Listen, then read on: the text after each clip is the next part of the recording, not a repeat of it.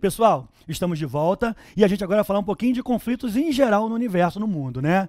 A gente vai falar um pouquinho agora de Vietnã. Marcelo vai dar uma introduzida aí de o que rolou na Guerra do Vietnã, que é importante para você estar ligado por aí, tá? Vamos lá, Marcelão. Foi fundamental a gente terminar a discussão envolvendo a Segunda Guerra Mundial. Nós falamos sobre as bombas atômicas de Hiroshima e Nagasaki e já adiantamos que a explosão das bombas atômicas é considerada também uma espécie de marco inaugural do que vai ser a Guerra Fria. Mundo antes, mundo depois. É aquele papo de divisor de águas.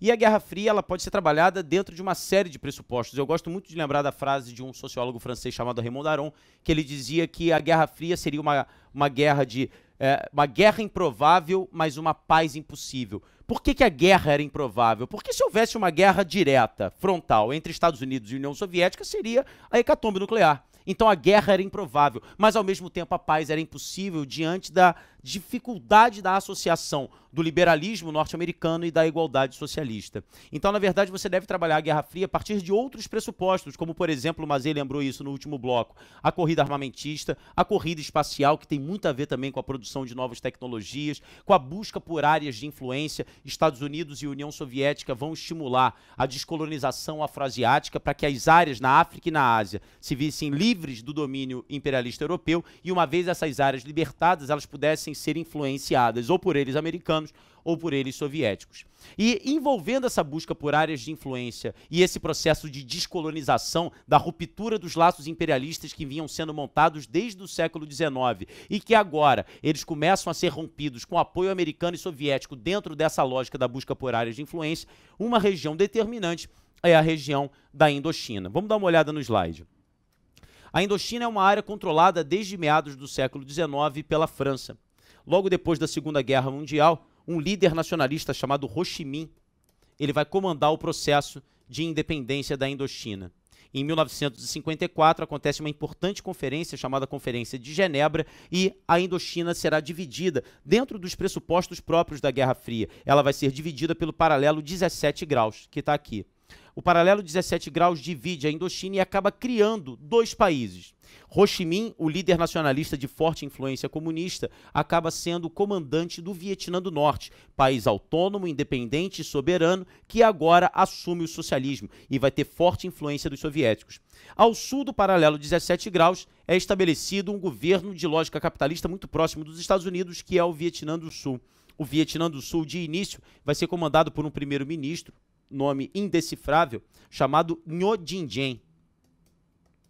E esse Ngo Dinh Diem, que era, na verdade, um aliado norte-americano que governava o Vietnã do Sul, fazendo do sul do Vietnã uma área de influência dos Estados Unidos, ele era marcado, volta para cá, por forte corrupção e ele, cristão, perseguia a maioria da população sul-vietnamita que era budista. Ou seja, ele foi colocado pelos Estados Unidos para governar o sul do Vietnã, mas sua postura corrupta e autoritária acabou criando uma séria turbulência social. E naquele contexto da década de 60, que é onde nós estamos agora, turbulência social, os Estados Unidos ficavam arrepiados porque poderia gerar lá na frente algum tipo de movimentação proletária comunista. E logo tentam se meter, né? Porque até hoje é assim, eles têm turbulência e tentam logo se meter. Diante dessa turbulência, o que os americanos fazem? Promovem uma intervenção através do serviço secreto Ngo Dinh Diem, ele é executado e os Estados Unidos colocam no governo sul-vietnamita um regime militar. Olha só como é que essas coisas são muito interessantes.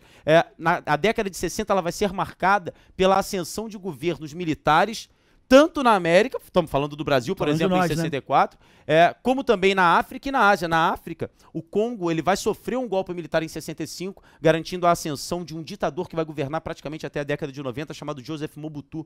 E na Indonésia, da mesma forma, um ditador chamado Suharto chega ao poder com apoio americano. Então perceba como que os Estados Unidos eles vão colocando determinados elementos autoritários, militares ou não, mas com o objetivo de servirem de um grande bloqueio para a possibilidade de uma expansão comunista. Pois bem, quando os Estados Unidos colocam esse regime militar governando o Vietnã do Sul, aí surge, volta para o slide, dentro do Vietnã do Sul, surge uma milícia, chamada milícia Vietcong. E qual o objetivo dessa milícia Vietcong? Questionar o regime militar, questionar a subordinação do país aos Estados Unidos e já propõe, volta para cá, a possibilidade de uma reunificação do Vietnã sob o manto socialista e sob a liderança de Ho Chi Minh. Aí começa a intervenção militar americana. Os nossos alunos, às vezes, têm muita dificuldade de relacionar, porque a Guerra do Vietnã ela é toda mesclada por uma série de nuances próprias da Guerra Fria. E de mudança de regimes políticos até, né? E é fundamental perceber o seguinte, quando os americanos começam a intervenção no Vietnã do Sul, o objetivo norte-americano é apoiar um governo aliado, que é o governo do regime militar, contra o Vietcong, que é uma milícia dentro do Vietnã do Sul, cujo objetivo é derrubar esse regime. Os Estados Unidos, junto com o Vietnã do Sul, vão entrar em choque com o Vietcong, que passa a receber o apoio do Vietnã do Norte, do Ho Chi Minh. Aí a guerra se transforma numa guerra de grandes proporções. Então, como eu gosto muito de esquemas nessa semana final, a guerra do Vietnã é isso. De um lado, Estados Unidos mais o governo do Vietnã do Sul versus Ho Chi Minh, do Vietnã do Norte, e essa milícia chamada Vietcong. E o que chama Até atenção... eu tô entendendo isso, legal, Marcelo? Pô, que beleza. E o grande barato disso tudo é que de início não se tinha ideia da proporção do conflito. Tem um jornalista americano que diz assim, no início nós achávamos que nós estávamos do lado certo. Depois nós percebemos que estávamos do lado errado.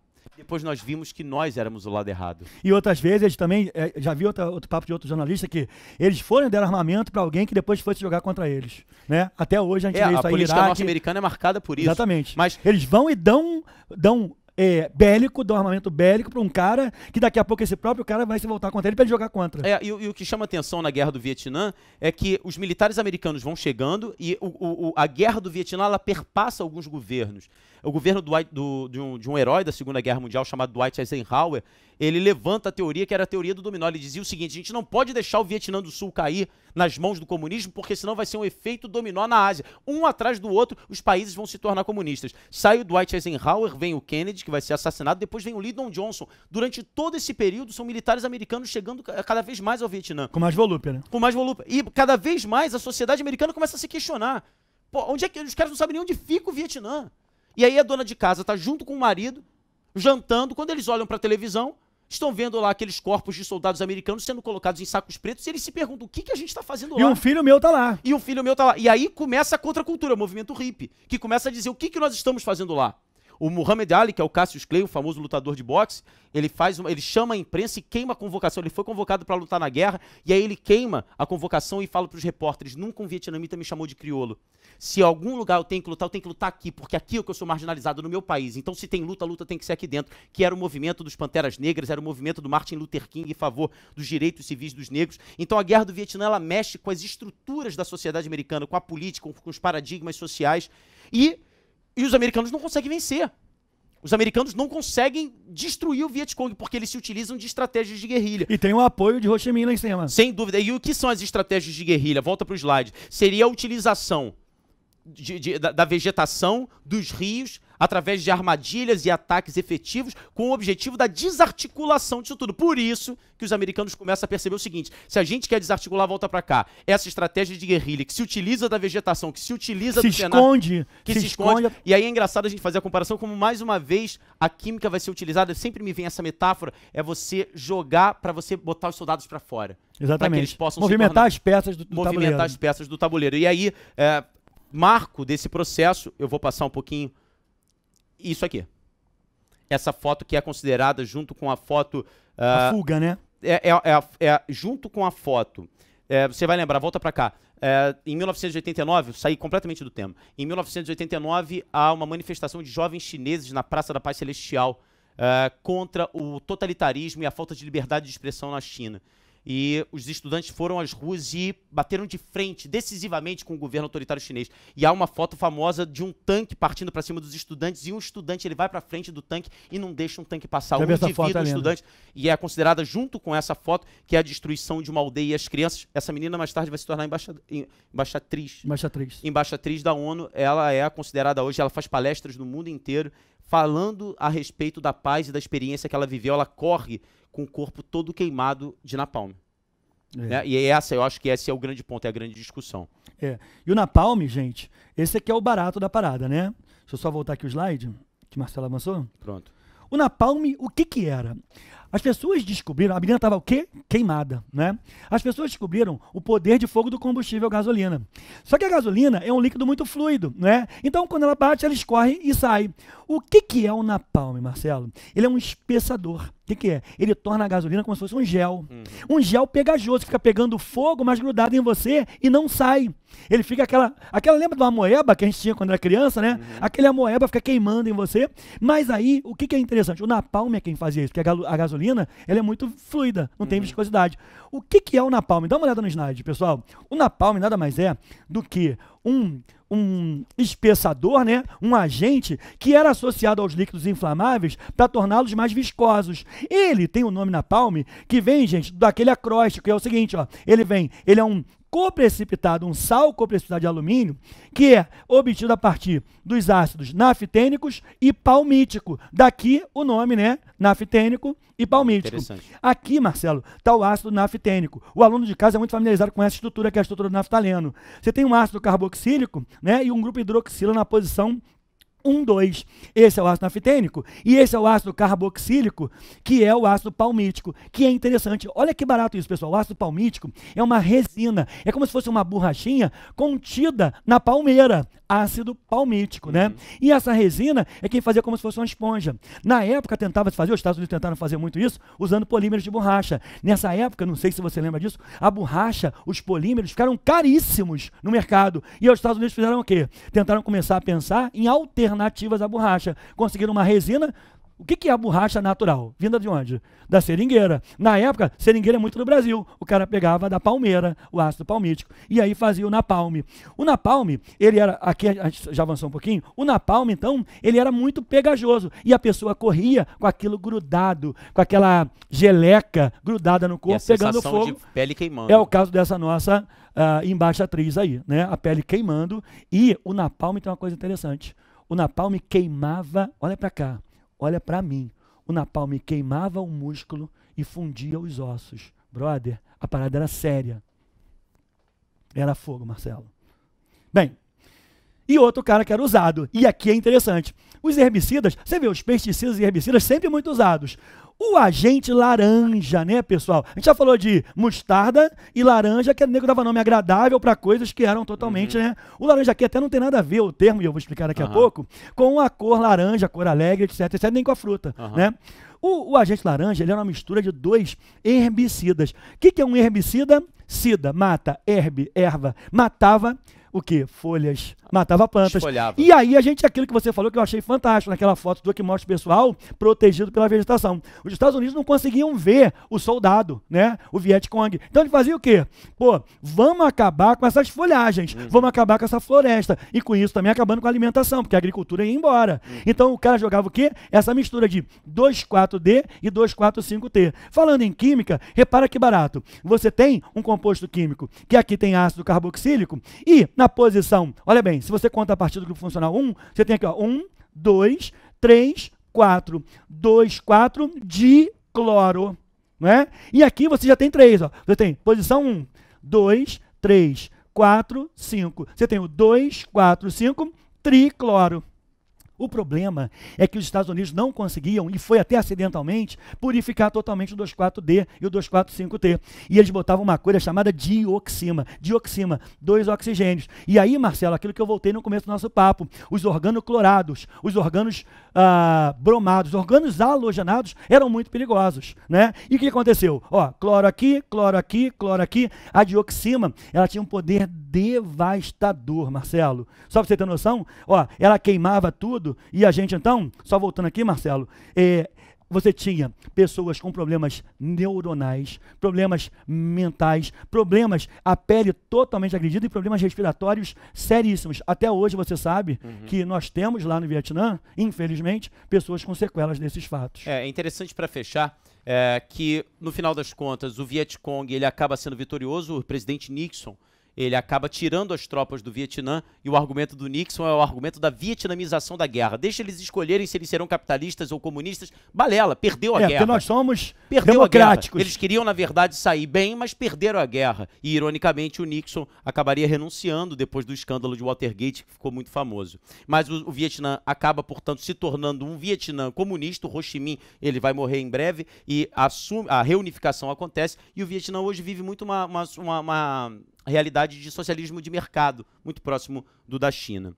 Eu queria conversar com vocês esse finalzinho do tempo, assim, o bate-papo tá muito legal. Mas só mais um comentário que eu lembrei, Marcelo, que a gente não falou. E o nome laranja, Mazei? Bom. Essa substância aqui, dioxina, ela era tão tóxica e os compostos muito tóxicos tinham no rótulo um escrito laranja, assim, ó, cuidado, pode causar morte, né? Daí o nome, pô, usou o agente laranja, né? Eu jurava que tinha a ver com a coisa da mostarda, a possibilidade de aparência ou cheiro. Não tinha nada a ver já mais. Entendi. Mas muito interessante, né? Interessante. Bom, e pra gente fechar a nossa discussão, eu acho que trazer um pouquinho essa discussão para o momento atual, que é a questão envolvendo o que aconteceu no Brasil em 2013. Eu acho que a gente tem um ponto muito interessante para discutir isso. Eu vou fazer atual para Enem, né? Claro, e eu vou fazer uma ideia muito rápida do que eu queria para vocês. Olha para cá. Em 1848, acontece pela primeira vez uma manifestação generalizada na Europa em que trabalhadores foram às ruas para defender pontos que pela primeira vez eram pontos de trabalhadores. Proletariado na rua, o povo na rua já tinha se manifestado em favor da liberdade de expressão, em favor da igualdade, mas em 1848, pela primeira vez, o proletariado falava de trabalho, direito ao trabalho, falava de voto universal, falava de nacionalismo, eram demandas proletárias específicas do proletariado. Era como se o proletariado desabrochasse. Criou-se, portanto, a expressão em 48, a primavera dos povos, para fazer referência a essa ideia do florescer, do desabrochar. Todas as vezes que você tem manifestações em que, a despeito de partidos políticos, ideologias, nada disso, é um povo que vai às ruas para se manifestar em favor de liberdade, mas de uma liberdade relacionada às suas próprias condições, sem qualquer tipo de ideologia partidária, mas para falar de combate ao totalitarismo, para falar em favor das minorias, em favor da liberdade sexual. E essa ideia surgiu, ela acaba sendo marcada pela ideia de primavera. É por isso, volta pra cá, é por isso, Mazei, que você teve a Primavera dos Povos, a Primavera de Praga em 68, em que estudantes da Tchecoslováquia foram às ruas para falar em favor de liberdade contra o dirigismo soviético que havia na Tchecoslováquia, que era um dos países do leste europeu. E nós tivemos a Primavera Árabe, movimentações nas grandes praças do Cairo, isso aconteceu na Tunísia. É o florescer de um ideal político do cara vencer. Não, e para falar de liberdade, crítica a governos autoritários. E aí, em 2013, aquela onda de manifestações que aconteceram nas grandes cidades, alguns falavam de uma primavera brasileira. Primavera do vinagre. A primavera do vinagre. Por quê? Porque se falava de crítica à corrupção. Se falava de crítica aos desmandos, aos desvios de verbas públicas. E naquele momento as pessoas não estavam se ligando a partidos políticos necessariamente, nem a ideologias. É como se um povo até então marcado e marginalizado e sufocado conseguisse falar a respeito daquilo que não fazia sentindo. Isso normalmente. Né? E essa é a ideia de primavera. Então eu acho muito interessante na comparação você lembrar de Primavera dos Povos, Primavera de Praga em 68, a Primavera Árabe, que começou no contexto de 2010, e essa Primavera do Vinagre. E eu acho interessante você falar assim, por que Primavera do Vinagre? Exatamente. Da galera lá carregando vinagre. Por que carregar vinagre em meio àquelas manifestações que eram muitas vezes sufocadas e reprimidas pelo gás lacrimogêneo? Então com certeza tem alguma coisa a ver que a gente não consegue perceber. Porque o que as pessoas fazem, Marcelo? Ali no gás lacrimogêneo, no spray de pimenta, né, o que a gente tem é o seguinte, você tem, dá uma olhada nesse slide aqui rapidinho, você tem, só um minutinho, isso aqui, quer ver? Só um minutinho que eu não tô achando, gente. Ó, você tem esse cara aqui, né, Marcelo, a gente tem colocado aqui. Você tem a capsaicina. Essa substância, gente, é a substância que dá aquele teor de picada, de ardência na pimenta, né? Então o spray de pimenta que o cara jogava, gás lacrimogêneo, aquilo vai no olho e como eles são substâncias apolares ou levemente polares, não são solúveis em água. Se o cara bota água na boca, piora. Sabe por quê? Porque a água vai esparramar, em vez de dissolver e tirar. As pimentas são solúveis em substâncias gordurosas. Por que quando você compra pimenta para levar pro teu pai, tá viajando? Vai comprar pimenta coloridinha daquela? Tá em quê? Em azeite, em óleo. Porque o azeite extrai melhor, uma vez que azeite também é apolar. Então, o que o nego faz? Bota vinagre na boca. O vinagre provoca a salivação, substâncias oleosas, que fazem o quê? A solubilização da capsaicina, que é essa substância cuja molécula é mostrada para você aqui, né? E retira a capsaicina. Isso poderia ser feito também, pessoal, por atrito, tipo pegar miolo de pão, Marcelo, e limpar a boca. O que não podia ser feito era jogar água. Assim, até a cultura popular se diz que quando você tá com a boca ardendo com pimenta, não beba água. Não beba água, por quê? Come farinha, come pão. Porque aí a farinha, o pão vão tirar por atrito. Felipe, você pode trazer então, o laptop? A gente tem umas perguntinhas aí, pessoal, que vocês andaram fazendo, ficou com pouco tempo, porque a gente tinha tá muita coisa pra falar. Gente pelo tempo, a gente vai passar Felipe já tá brigando aqui. Bom, mas tem umas coisinhas para responder aqui, quer ver? Pode apoiar? Então vamos lá. Primeiro vou mandar um abraço para Carolina Mônaco, a Marina Lemos, o Jaque Allen, Rafael Marques. Tem mais gente? Enfim, tem um monte de gente, enfim. Gabriel Gonzalez, Gabriel, tamo Gabriel, aí. que foi Marcelo nosso Japiaçu, abraço. Marcelo Japiaçu, Renato e Pedro, que devem estar me assistindo em Isso casa. aí, Luciana. Bom, escolhe uma, pra gente terminar, que o Felipe tá dizendo Então que... vamos lá. Vamos escolher aqui aleatório, Tá. gente. A gente não tem tempo, mas depois a gente pode bater um papo contigo lá no nosso QG. Deixa esse toque lá que a gente fala, tá? Vai lá. A Carolina pergunta assim, ó. O Brasil, como foi comentado anteriormente, teve papel no fornecimento de urânio, entre outros elementos químicos, para a produção de bombas nucleares pelos países ativos dentro da Segunda Guerra ou na Guerra Fria. Foco nos Estados Unidos. Olha só, Carolina, o que acontece é o seguinte, a ideia de nuclearidade, de reações nucleares no Brasil começou mais ou menos em 60, pós-guerra mundial, né? Porque o Brasil, a usina de Angra, por exemplo, que é o nosso grande fornecedor de energia nuclear hoje, a ideia começou em 70. Você na quer de história, né, verdade, Marcelo? no contexto da década de 70, no governo Geisel, houve a assinatura de um acordo histórico, o Acordo Nuclear Brasil-Alemanha, que foi o fundamento das usinas de Angra 1 E que e Angra trouxe 2. a Alemanha uma tecnologia pra gente, o nuclear, que já está até meio E ultrapassada, o Brasil tá, se pessoal? compromete com o fornecimento desses materiais radioativos, desses minérios radioativos. Pois é, que a gente é rico por aqui, né? Com relação à Guerra Fria, na Guerra Fria não se usou muito não foi muito de bomba nuclear não, né? O pessoal não ficou trabalhando muito com armamentício Até nuclear. porque aquele papo, guarda isso, aquele papo da guerra improvável. Se houvesse uma guerra direta frontal, você vê até no Vietnã, Exatamente. era os Estados Unidos contra o Vietnã do Norte. Ah, mas o Vietnã do Norte tinha o apoio da União Soviética. Tudo bem, mas não havia o choque direto. Então, na verdade, a gente costuma falar que a Guerra Fria ela foi marcada pela regionalização dos conflitos. Exatamente. Pessoal, foi um prazer, principalmente legal, aqui do lado Marcelo, do meu grande campeão. amigo Mazei, Prazer espero. muito grande. E um grande abraço. O pessoal fala assim que o aluno não precisa de sorte. Eu acho que sim, sorte é muito bom. Vocês são muito bons. Eu tenho certeza, os meus alunos, vocês que estão com a gente aqui no QG, eu tenho certeza que vocês estão muito bem preparados. Eu não tenho dúvida de que vocês vão conseguir obter o sucesso, a vitória. Ela está próxima. 2 dias, e eu tenho certeza que vocês vão comemorar muito. Só mais um detalhe, leitura. Leitura na prova do Enem é fundamental. E dinamizar o teu tempo. Fica antenado para isso e leia assim com aquela consciência. Eu estou lendo. Não dá aquela que eu dou de vez em quando, que estou lendo. Leia uma página inteira, mas já acontece contigo. Você lê uma página inteira, quando chega no final da página, você pergunta, o que eu li? Você não lembra. Não pode acontecer isso no Enem. Leitura é fundamental. Galera, ó, muito sucesso, pé direito para você, e a gente se esbarra por aqui e lá no nosso canal, www.enem.com.br. Valeu, galera. Até a próxima. Abraço.